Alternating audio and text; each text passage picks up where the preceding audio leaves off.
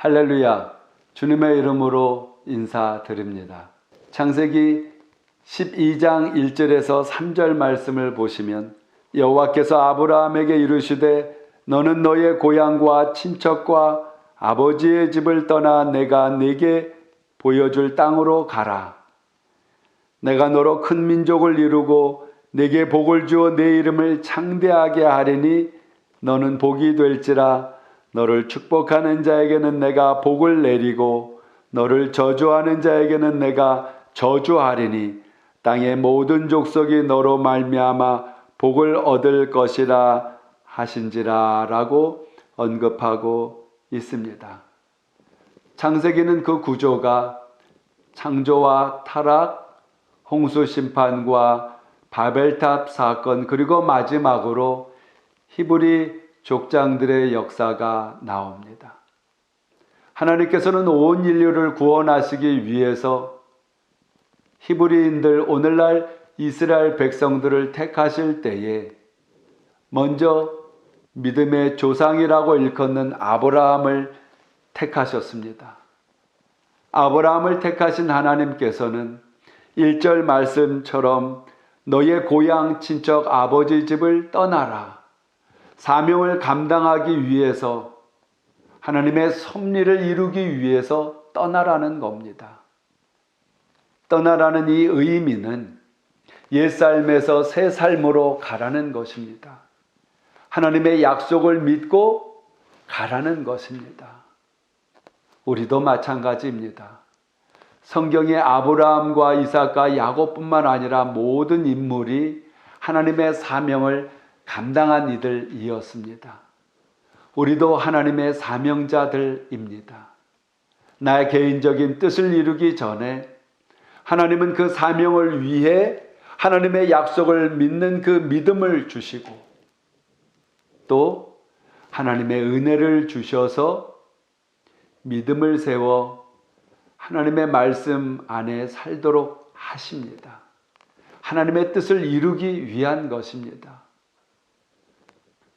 그래 이스라엘 백성들은 하나님의 뜻을 위해서 택한 이 아브라함을 통해서 선민이 되어서 오늘날 그 선민 속에 바울도 나오고 그 제자들이 복음을 전하여 이방인인 우리들에게까지도 그 복음의 역사가 이루어지게 된 것입니다. 하나님의 명령에 순종하면 옛 삶에서 새 삶으로 나아가면 하나님께서 약속하신 복이 있습니다. 너를 축복하는 자에게 내가 복을 내리는 복의 근원이 되게 하신다는 것입니다. 예수 믿는 사람은 가정의 복의 근원입니다. 직장의 복의 출발이 됩니다. 사업장의 모든 학업의 길들 속에 꿈꾸며 계획하는 곳에 머무는 곳에 복의 근원이 되는 것입니다. 히브리서 11장 13절을 보시면 믿음의 사람들은 외국인과 나그네처럼 살아가지만은 그들의 마음에는 더 나은 본향을 향한다고 했습니다. 이 땅에 우리가 살아가며 외국인과 나그네처럼 그 뜻은 머무를 곳이 없다는 것입니다. 거주할 곳이 없는 자들이지만은 믿음의 선진들은 더 나은 본향인 천국을 향해 믿음 속에 살아갔고 우리도 영생 천국을 바라보며 살아가는 것입니다. 어떤 분이 어렸을 때 교회 학교에 다녔던 분이 계십니다.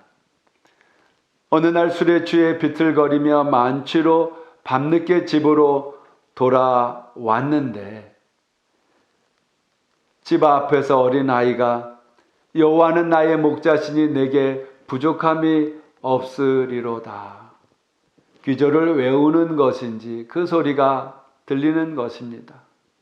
조금 있다가는 하나님이 세상을 이처럼 사랑하사 누구든지 예수 그리스도를 믿는 자는 결코 멸망하지 않고 영생 천국을 들어가게 얻게 한다고 하는 그 말씀을 딱 들으면서 어린 날 교회 학교 다녔던 것이 생각이 나며 눈에 눈물이 주르르르 흐르면서 하나님을 떠난 삶을 생각하게 되었다는 것입니다.